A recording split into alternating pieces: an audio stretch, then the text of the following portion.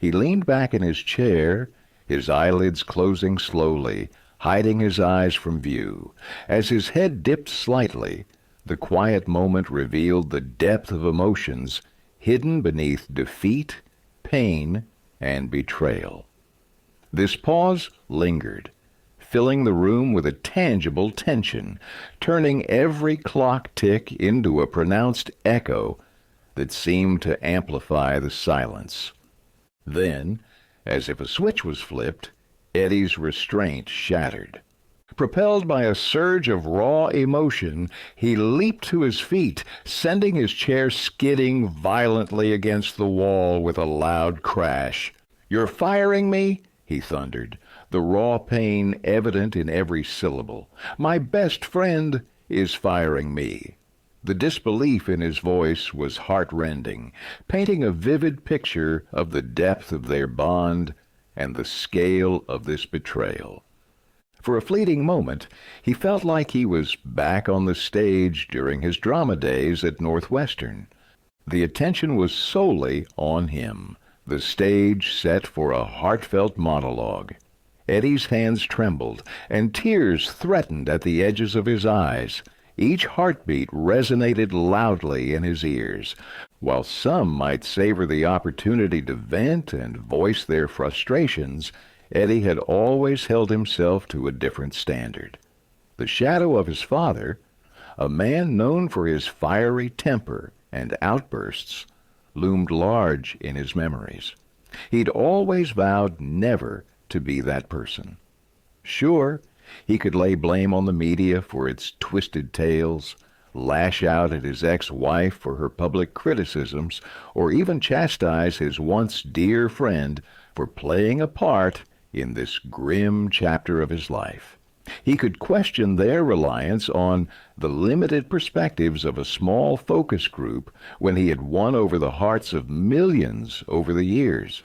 Many had praised him for his impartiality, and he had countless emails to prove it. But as his mother used to say, stay true to yourself.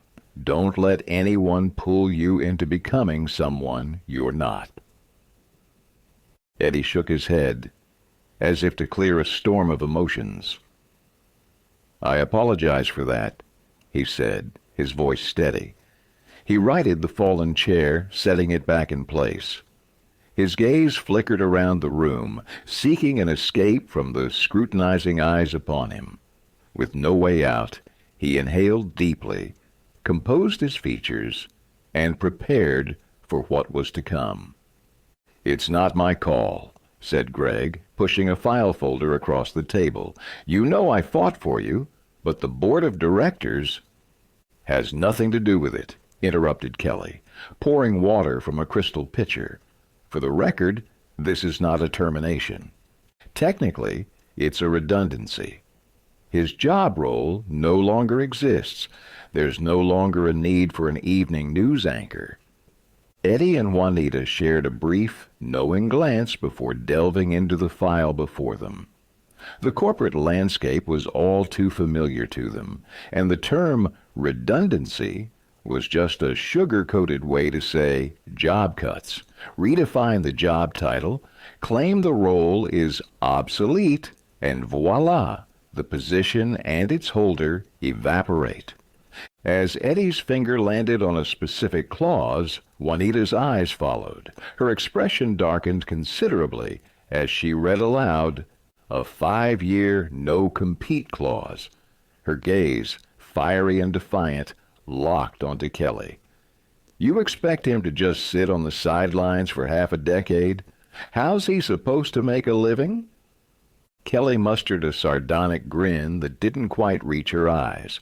"Well, a 6-month severance package should be more than enough," she remarked, her voice dripping with sarcasm. Her gaze flicked toward her mobile, and then she rose from her chair with regal poise, akin to a queen departing her throne. "I regret to inform you that I have another meeting to attend. Security has been duly informed and will be on their way shortly to facilitate your departure from the premises."